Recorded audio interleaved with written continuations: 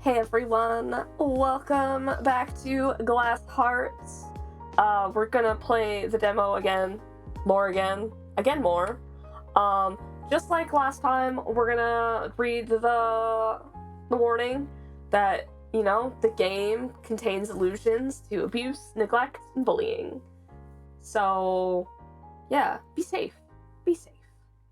If you can watch the last one, don't watch this one. And if you can't watch this today, that's also cool. If you can watch it later, cool. Just be safe. That's all I want. That's all I want for you guys. Just be safe. Yeah? Great. Let's get into this. Glassshard Beach, New Jersey, 1970X. Oh, yeah, also, I'm still sick. So if my voice dies, you know why? You wake up to the not gentle sound of waves lapping upon.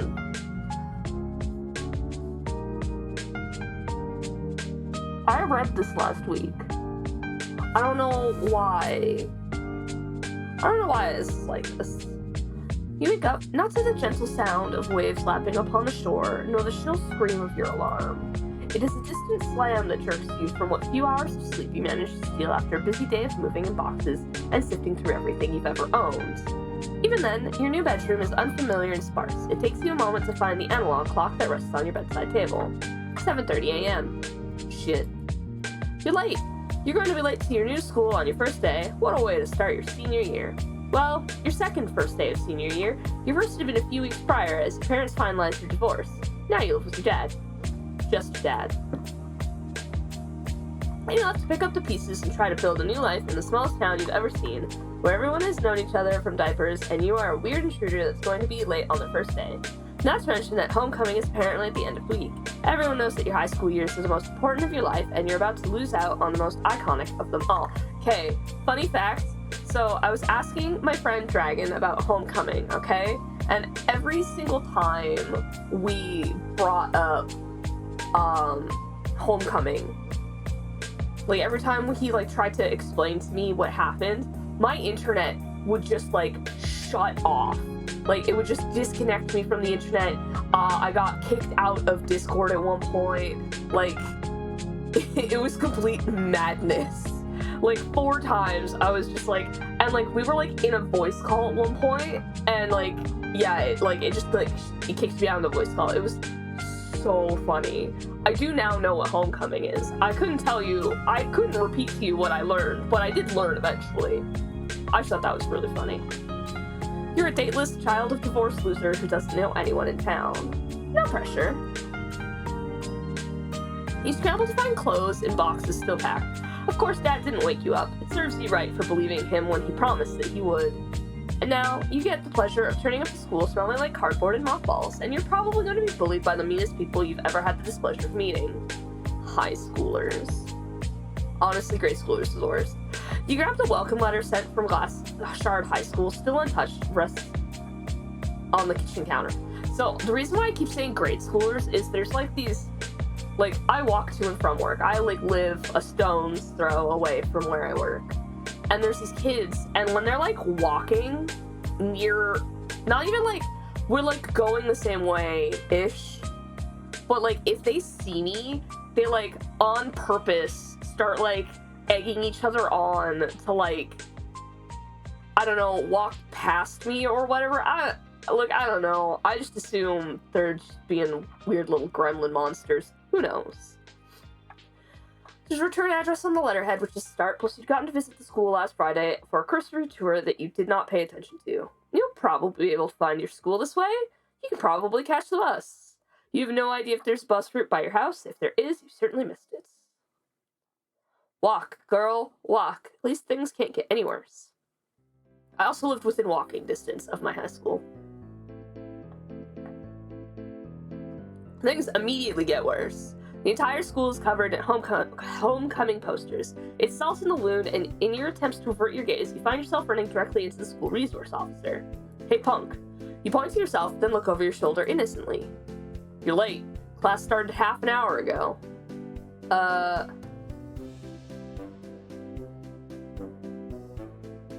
I'm Is my head really that big?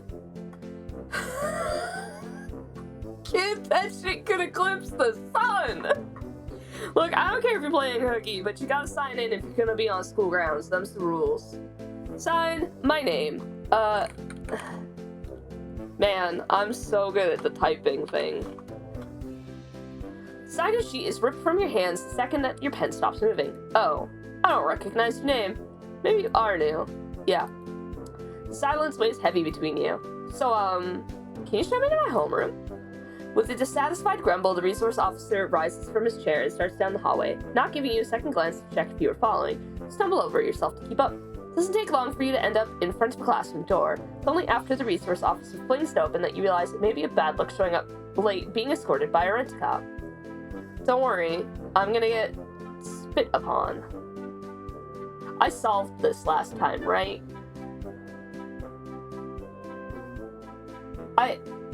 I solved this last time, right?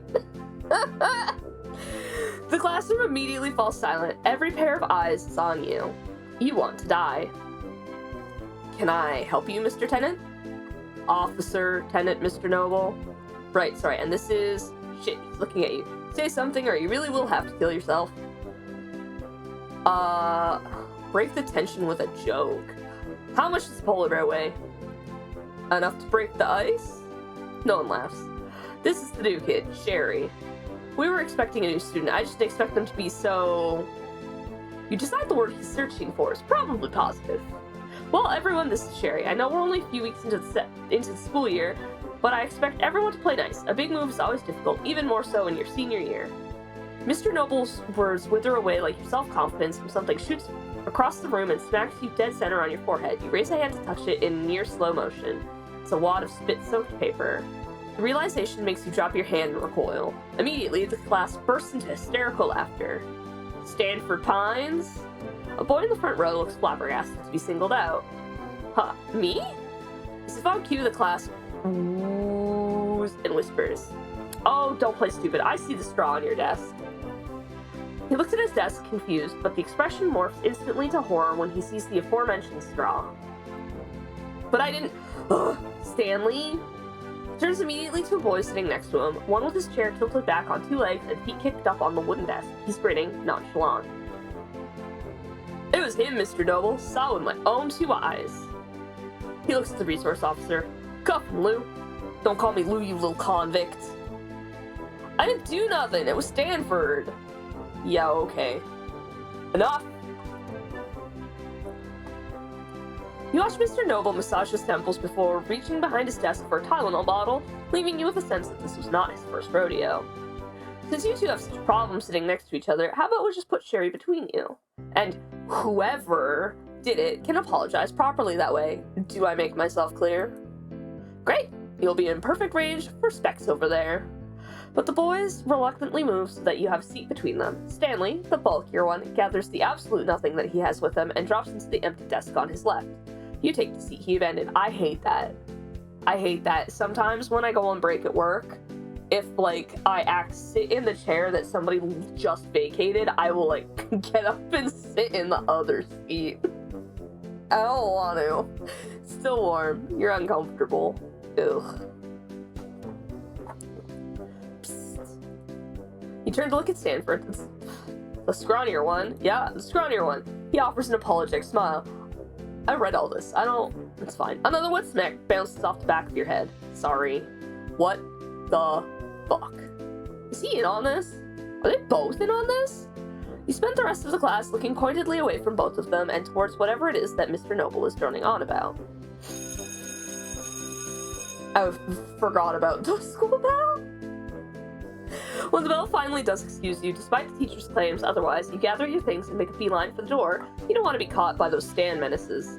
And you have to make it to your next class, and you don't know where it is, and you still smell like cardboard and mothballs and now spit. Great! A dreaded voice cuts through the crowded hallway. Wait a second. Oh, no, God, no. Hey, don't walk faster! I'm telling you, Sixer, it's a waste of time. It isn't a waste of time. You messed up, so you're going to fix it. Christ, you sound like Ma. Last time I think I slowed down to hear them out, so I'm gonna make a break for it this time. Damn! You feel a hand snatch you by the back of your shirt and pull you in. The bulkier one holds you like a wet cat, as far from his body as possible. Ugh, why do you smell like that? Stanley. Maybe if you stay perfectly still, they'll think you're dead. I love that. Play dead.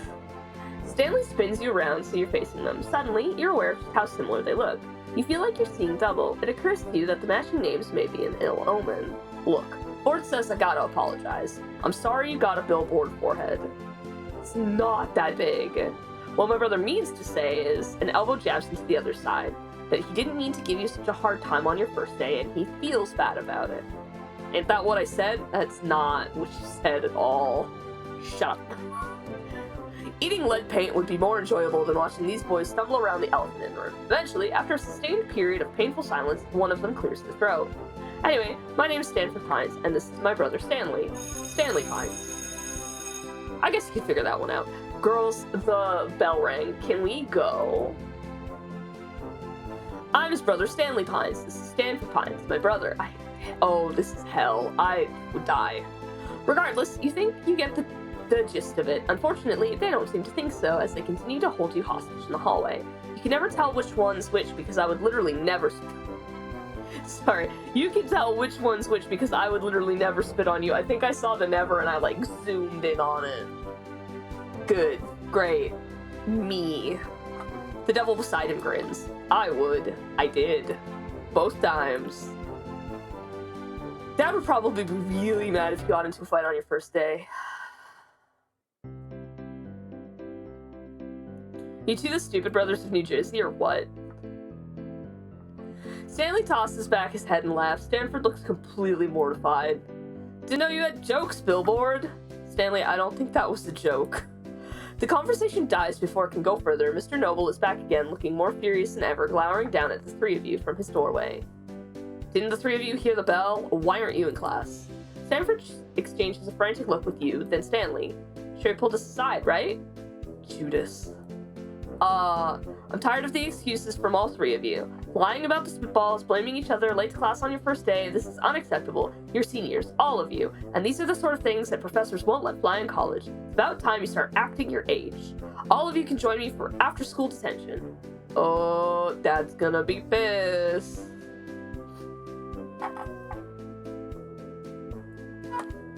You intended to go home and finish unpacking. Seems like that plan is out the window. You're instead stuck outside Mr. Noble's classroom, stealing yourself for your first detention on your first day at your new school. You can only pray that you'll get home before Dad does. Maybe then you can pretend the whole thing never happened. He never has to know. For a moment, you consider ditching. You shake the thought from your head and push it aside. Just your luck. Dumb and Dumber are already here. Worse, they're the only other people here. Just you three, it seems. Neither bother to look at you as you enter. Stanford has his nose buried in a book, while Stanley has kicked his feet back up and has a pencil balanced precariously on his upper lip. Mr. Noble is nowhere to be seen. I have a pencil on my on my keyboard, actually. I use it for many things, including what Stan is doing. I will sometimes just put it and like lean back and stare at the ceiling while I'm thinking. I don't know, is the thing. Sit closer to Stanley.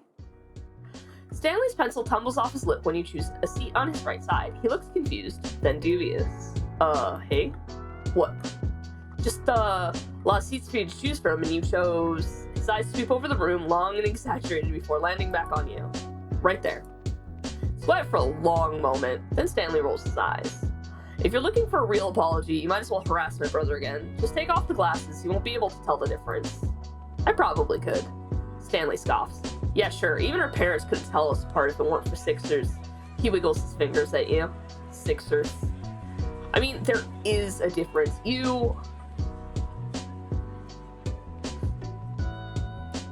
I could be so mean. Just point out the acne. I'm gonna go with more muscle, though. Surprise flickers across Stanley's face, but it settles quickly into a pleasant smile and pink cheeks. He puffs out his chest and tosses back his shoulders to make himself look bigger. You think so? Stanley holds his hands up and knocks for an actually, I do that. Every once in a while, people at work will be all like, oh my god, Sherry, you're so strong. And then I'm like, yeah, I am. And then I start like flexing. Oh god, monkey brain. Tell you what, since you're suddenly such an expert on all things Stans, how about I actually try this apology thing that Poindexter's so gung-ho about? You look at him doubtfully. Hey, don't look at me like that. Just thought I'd offer. He peers around the room suspiciously, then lowers his voice to speak to you in a whisper. Thinking about blowing his tension off, thought I'd go down to the boardwalk before they start packing it up for the season. You in? What about Stanford? I love the guy, but he's too much of a goody-goody to play hooky. The only thing he's ever ditched is recycling in the proper waste receptacles.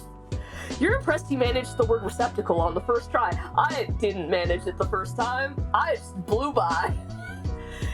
He'd probably say no before I even asked. Might as well just. He jerks his thumb over his shoulder towards the door.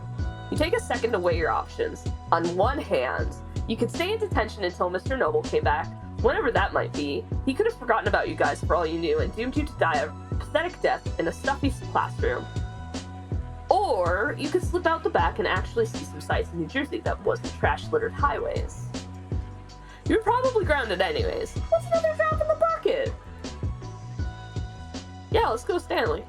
Let's go. Sure, sounds fun. Stanley grins. It's wide and boyish, and you notice that his teeth are chipped and crooked, but it somehow makes him look all the more endearing. That's the spirit. Come on. He spares a look towards Stanford, still entranced in his reading. He starts toward the door and gestures for you to follow and mutters something to his twin about needing to use the bathroom. Stanford doesn't look up, just nods. You're gonna love this.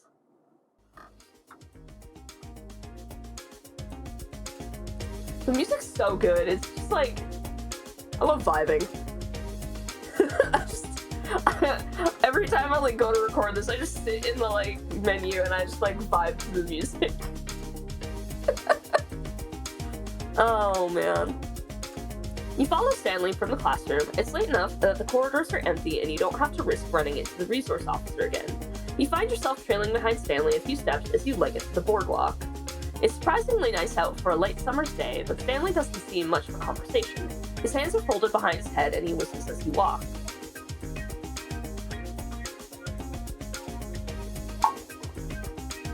Everything hurts. From here, but like back, and then down. Great, love it. Being sick, 10 out of 10. You catch him once glancing at you. He smirks when you do, and then he looks away again. It takes you a moment to realize that he's waiting for you to break the silence. Uh-oh. Are you and your brother both named Stan? Stan laughs out loud at your question. You're taken aback, but his laughter is loud and genuine. It's the laughter that comes before telling a funny story or letting someone in on an inside joke. Yeah, I was surprised before you asked. Not like we both go by Stan, though. I mean, I do now. We were Lee and Ford as kids. Stan was what our folks called us both when we were getting in trouble for dumb shit. But now we're older and Ford's all... He mimes pushing his invisible glasses up the bridge of his nose. Academics this and college that. So I'm the one that goes by Stan, because I'm the one that's always getting into trouble. He laughs again like it's funny. You don't see the humor in it. How long have you lived in Glasshard Beach? Stanley rolls his eyes at the question, but what you do when people start pestering you about what college you're going to go to and what you'll major in. He doesn't seem irritated though, just underwhelmed. Since forever. Speaking of underwhelmed, I used whelmed. I wasn't overwhelmed, I wasn't underwhelmed, I was just whelmed. I love when I get to say stuff like that. It's just so funny. You're just like, cool. I'm just whelmed, I guess.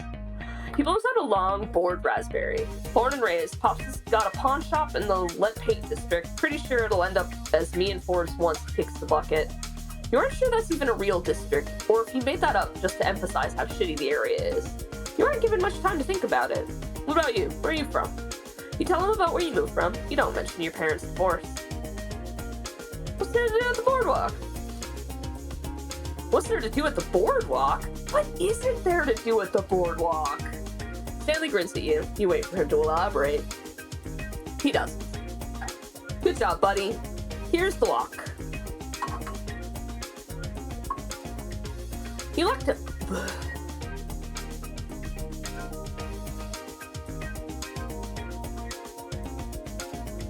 You look up to see that you're approaching a boardwalk stereotypical of a tourist trap beach town. It's impressive, with a permanent carnival, an arcade, and a handful of overpriced shops lined all the way down. It looks abandoned. It's just past 3 on a Monday during the school year, not to mention that it was the end of the summer season. What sort of desperate tourists would be prowling around? All the games here are rigged. It's genius. You have tourists just throwing money at you to get their kids to shut up. You get the sense that you might have made a mistake coming here with him. Lucky for you, most of these schmucks have packed it up for the season. It should keep a tourist like you from getting bled dry by the locals. I'm not a tourist. I live here now.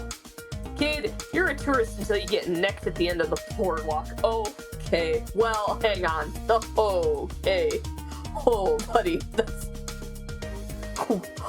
Wow, you give him a look. That's not how that works. I'm not offering. Enjoy getting swindled. Hey, who's guys? When you look over your shoulder towards the voice, Stanley groans. You're being called at by a woman that looks like she just clawed her way out of a fortune teller machine. She grins at you, more gum than tooth, and waves you over eagerly. You've already made eye contact. You're in too deep. You have no choice but to approach. The woman stands on the other side of a plastic table draped in a purple tablecloth. In front of her are 3 red solo cups and a single ping pong ball. It's a shell game. Ah, what a sweet couple. How about you try to win your sweetheart a little something at Madame Malarkey's Mystical Mysteries? That's a bad name. Shut up, why don't you? Madame Malarkey turns her attention to you. So, what do you say, sugar? Yeah, I'll play. Sure, why not? Madame Malarkey makes a show of waving her hands above the solo cups, and she speaks in what you think is supposed to sound like another language, but is most certainly just gibberish. She slaps the center cup over the ping pong ball, then mixes them around at speeds that make your head dizzy. You have no idea which cup the ball is under. Oh, I actually get to pick? I mean, it's not under any of the cups. The cup is empty. Told you, this shit is rigged. It isn't Wrigley, it's the Fates. Oh yeah? Did the Fates give you a trick ball too? Madame Malarkey goes as red as her solo cups. You make a tree and make like a tree and fuck off. You walk away empty-handed, but considering the looks and vibes of that chick, you don't feel like you're missing out on much. I love that. Make like a tree and fuck off.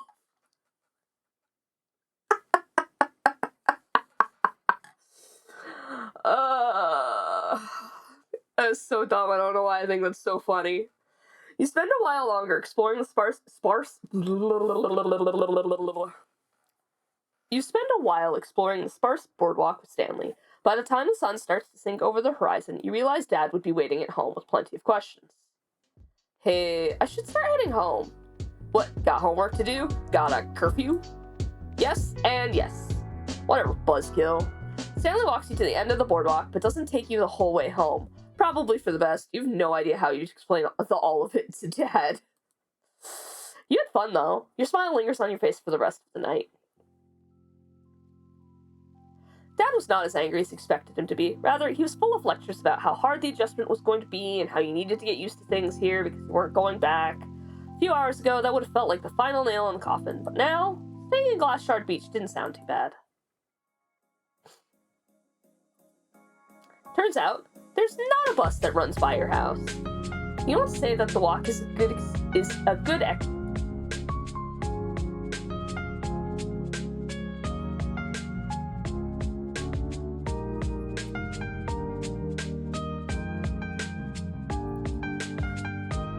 Let's try that again.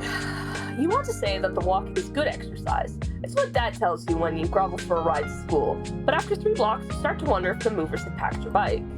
Chances are, Dad left it and didn't want to admit it. That's probably why he hadn't bothered to search for it with you over the weekend. But the grumbling complaints at least served to make the walk faster, and before you knew it, you were standing outside the gates of the school. On time for your second day? That's more like it.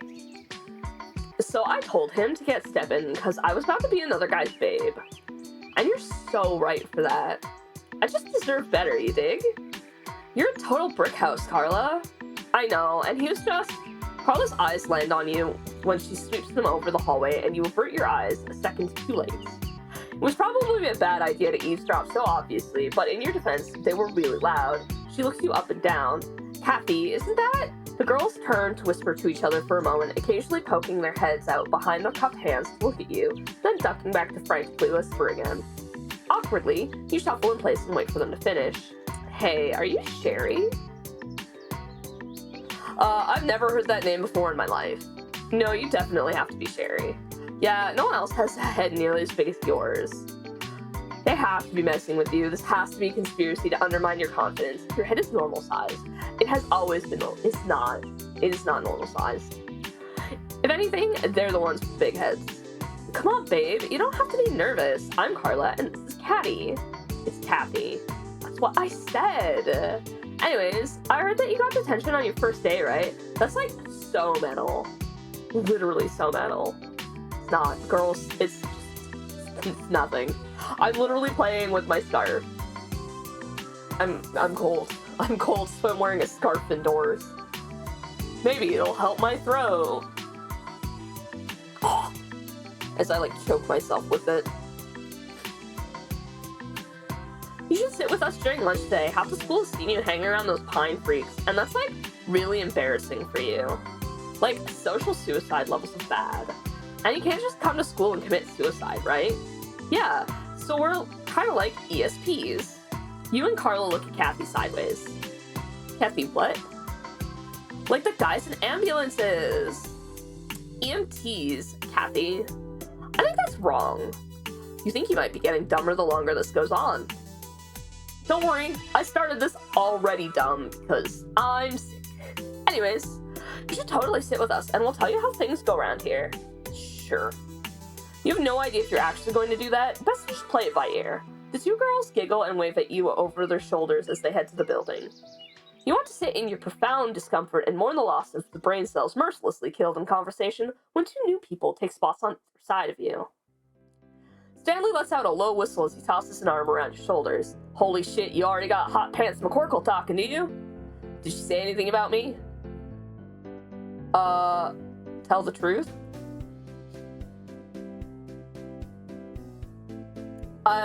You know what? I think I told the truth last time.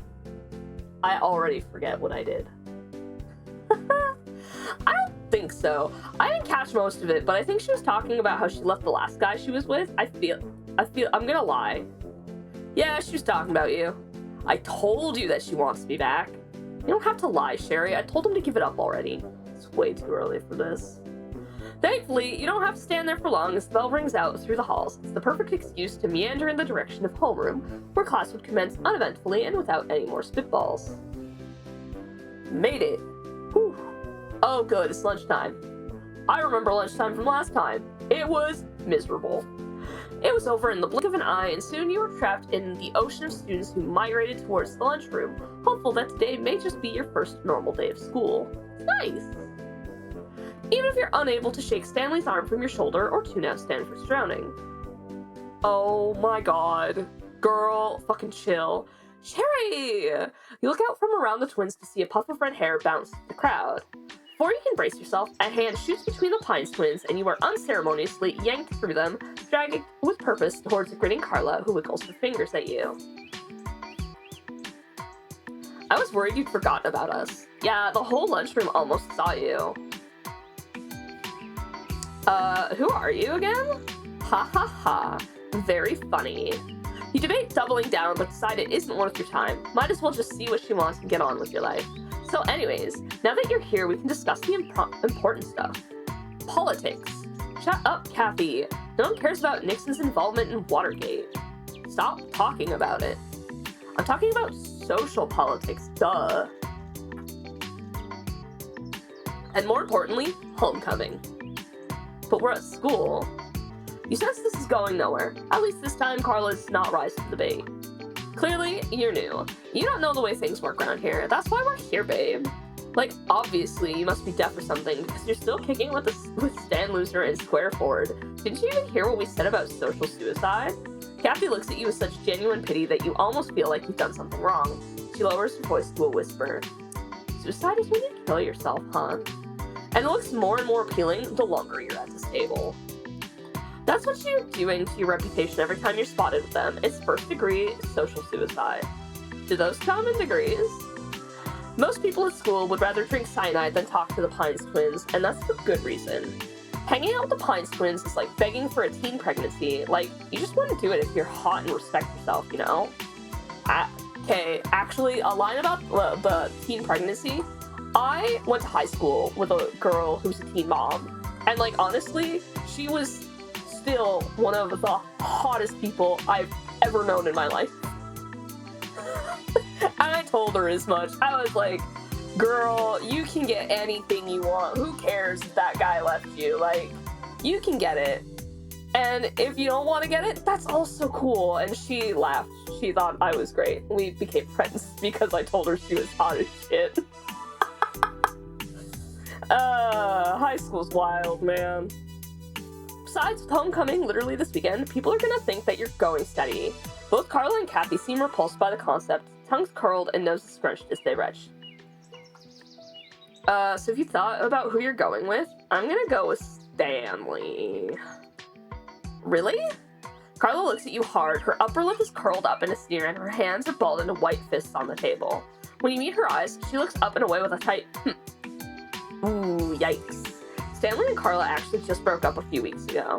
You wonder if this is one of the reasons that the girls were so adamant that you not go after either twin. It's not their false pretense of protectiveness so much as it is jealousy of whatever might have been there before. Look, total fluke on my part, sometimes you gotta do a little charity work to stay humble. And those two will take any charity they can get. I heard they get all their shit secondhand.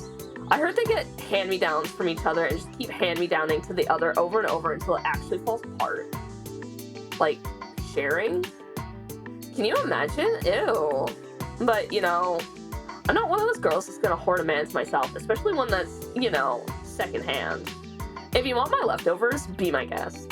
Just don't say I didn't warn you, sweetheart. I would like to do the laugh along with them, but like, nah man, I hate these girls so much. Gabby and Carla's laughter comes to an abrupt halt. Their heads snap to you in near perfect synchrony, eyes equally dark as you again disregard their advice. You're the one trying to fuck my ex, Putz. We're doing you a favor. I don't know why we bothered. I bet they like eating out the trash. And that's what you're going to be doing if you go out with Stanley. And I just don't mean that in the sense of getting my sloppy seconds. I mean he's actually going to make you eat garbage. Apparently, it's all they can afford. Not like he's smart enough to cook anything anyway. I heard he's gonna flunk out. I've heard his dad call him useless. Doesn't take a genius to know he's right. God. I'm gonna rise above. Like, I'd rather hang out with them than spend another second breathing in your fumes. You grab your lunch and stand and turn on your heel with your head held high. Carla stands up and screams at you as you walk away. Whore! Bitch! You fucking floozy skank! Carla, calm down. You're making a scene over Stanley. Plus, you're gonna get wrinkles. Girls, I'm in my 30s and I'm almost wrinkle-free. I have a couple starting to form on my forehead and the corners of my eyes because I laugh and smile so much. Which, like, cool. Those are rad wrinkles. You sit down your lunch at a table towards the vending machine in the back of the cafeteria. Stanley and Stanford are both staring at you. What? Stanley's grin is wide. You know, you're alright. The remainder of your lunch period is spent with more than the cheap canned laughter that you've gotten out of Kathy and Carla. Stanley gives you exaggerated gossip about anyone he can jab a finger at, and Stanford corrects him with more accurate-sounding insight. And with your own quips thrown in, the three of you find yourselves in stitches until you're forced back into the classroom. That one's something peeking. Peeking? Seeking, peeking. Peeking, seeking. Ugh, my nose. Even then, Stanley makes his presence known. Every time the teacher has their back turned, he passes you a note. You wait for another opening, then pass it back. By the end of the day, you've played 4 games of Hangman, 8 of Tic-Tac-Toe, and 1 very short game of I Spy. You're ready to head home when the bell rings, stopped only by a hand that catches you by the crook of your arm. You're not exactly surprised to find Stanley is the one who stopped you. You are surprised to see that his brother's not in his shadow. Hey. He touches a hand to the back of his head. He looks nervous, which is sort of strange, but you don't mention it. I was, Wondering if you were busy this afternoon. Thought we could, like, hang out or something.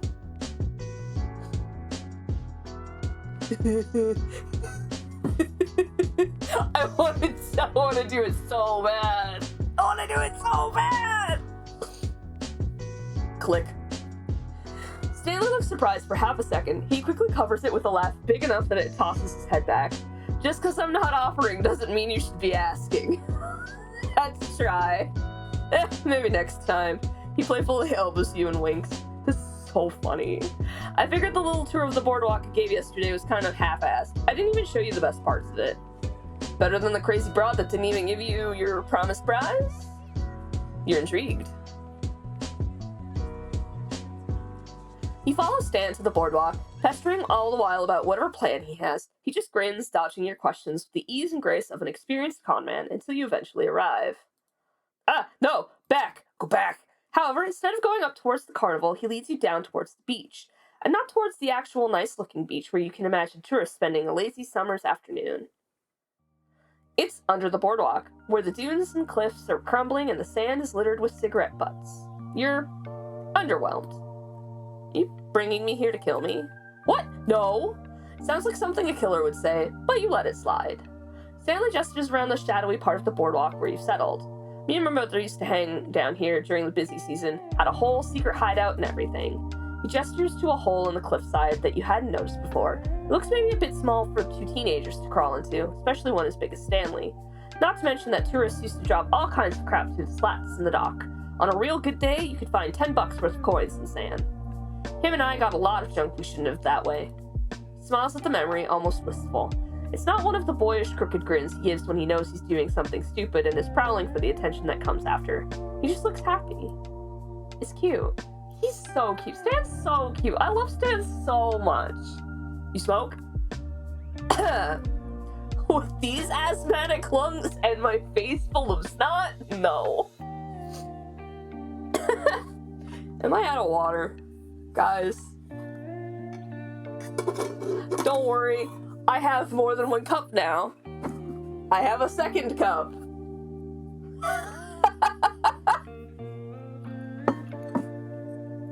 I'm gonna go with no. Stanley shrugs and pulls a carton of cigarettes from his back pocket, then lights one for himself.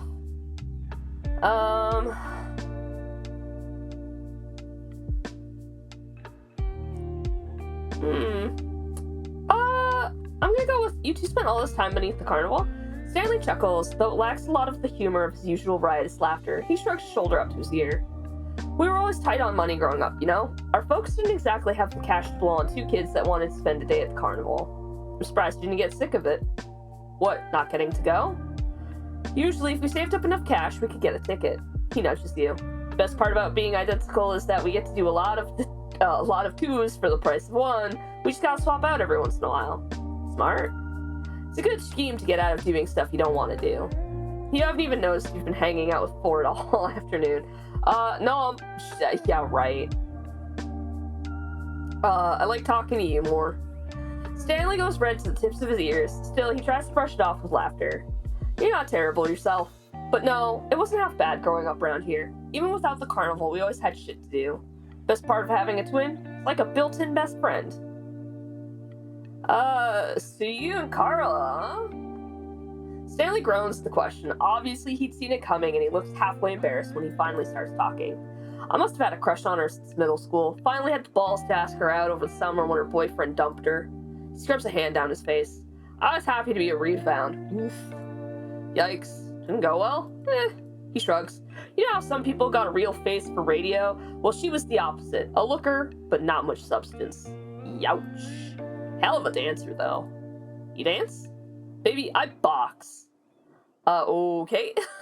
That's not an answer. Stanley's expression falters. He grimaces, and his head teeters as he tries to figure out the best way to approach his answer. You know how kids are. They don't like stuff that don't fit in. I don't care. You know, about your reputation. Stanley looks at you. Out of the corner of his eye, he lets a few beats pass before he speaks up again. Ford's a freak genius with some freaky fingers. You either hate him because he can't keep up or because he looks different from everyone else. Me, I'm supposed to be identical, but I don't got none of what he does. Not the brains, not the hands. I gotta do a lot of work to keep up with a reputation like that, and he seems to hesitate to finish the thought. He takes a long drag from his cigarette before he does. I catch some of his flack anyway, being his brother. If I can take away a little so he doesn't gotta deal with the worst of it, then it's worth it. It's not. You shouldn't have to do that. Brains aren't everything. Stan's lips pull into a taut frown. It looks like something weighs heavily on his mind. Yeah, well, it's a lot. Everyone has a thing. Stanley grunts and looks away from you. For some reason, this seems to be a sore subject. Best to leave it for now. You know, Stanley scratches the back of his head. He looks suddenly awkward, shifting where he sits, and you wonder for a moment if you pushed too far with your questions and have made him uncomfortable. He clears his throat, then turns to look at you in full. Sorry about the spitballs from yesterday. Huh? I felt like what I said was kind of half-assed. I pegged you twice and then shrugged it off. But you stood up for me and my brother today, and that really means a lot. Most people around here aren't decent enough to do that. Seems the least I can do is man up and give you the apology you deserve. You know, for all that talk about being the bad twin and whatever. You putting words in my mouth? Shut up and let me talk. I think you're a really nice guy, Stanley. Just Stan is fine. Stanley stares at you for a while. You can almost feel the way that his eyes trace across your face, over every pockmark and pimple, every wrinkle and hair. You feel as though you should be upset, like he's judging you. For some reason, you don't. You kind of like it when he looks at you like that. Thanks. You and Stanley don't talk that much for the rest of your time under the boardwalk. You sit with him until the tide starts to come in and you're forced to retreat, and even then, Stanley walks you home. It's almost gentlemanly, which is entirely unlike him, but you can't bring yourself to mind. It's only when you're at your front door that the necessity of goodbyes become apparent. He doesn't say it, though. Instead, he fishes in his pocket until he finds a permanent marker, then grabs your arm and starts to scribble on it. I got a boxing match tomorrow after school.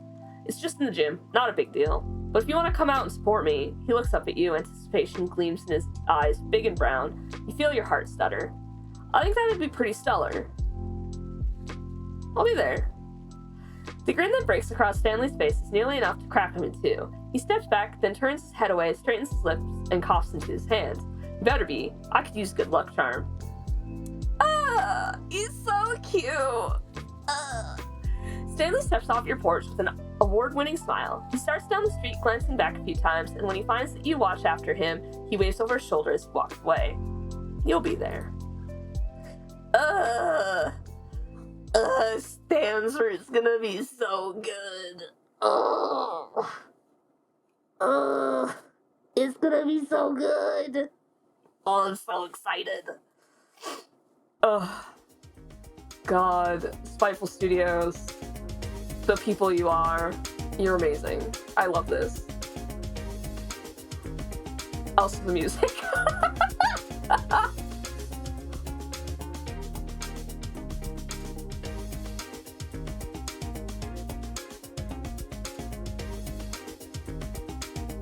I love this. I love this game so much, guys. I love it so much. It's such a good game. I'm so excited to see what they do. They actually thanks for watching my last playthrough, guys. They watched the last one I did. It's so good. I feel embarrassed now. I don't know why. Oh, wow, I get embarrassed so easy sometimes. I say the dumbest shit and then I'm like, oh my god, the people who made the game watched my video. I can't exist anymore. That's so dumb. Why? Oh my god. But no, this game's so cute. It's so cute. And there's so many choices and there's so much stuff. It's so good. Like, you know, what would happen if I decided to actually, like, you know, pal it up with Carla and Caddy? That's what I'm gonna call her. Kathy Crenshaw. God, Kathy Crenshaw. Wow, I can't believe I pulled that name out of thin air. Woof. Yeah, I love this game. The music's great, the art is great, the story is great. Play the game. Play it, play it, play it, play it, play it, play it, play it. Tell them how much you love it. Obviously, I'm telling them how much I love it. This is another almost hour-long video of me going, oh my god, I love this game. I can't wait for more. When this thing finally comes out in full, you can bet your butts I'll be playing it. And it's gonna be so good. We're all gonna have such a good time. All of us. Every single last one of us. Guys, play the game. Click on the link down in the description. Play the game. Check it out on itch. Let's go. Let's do it. Let's play. Guys, I can't anymore. Oh my god. If you like this, let me know. Let me know down in the comments. If you think I'm absolutely out of my gourd, also let me know down in the comments, because why not, right? We can have a laugh. We can have a gaff. Who cares? Hit like, hit subscribe, and I'll see you guys in the next video. Bye!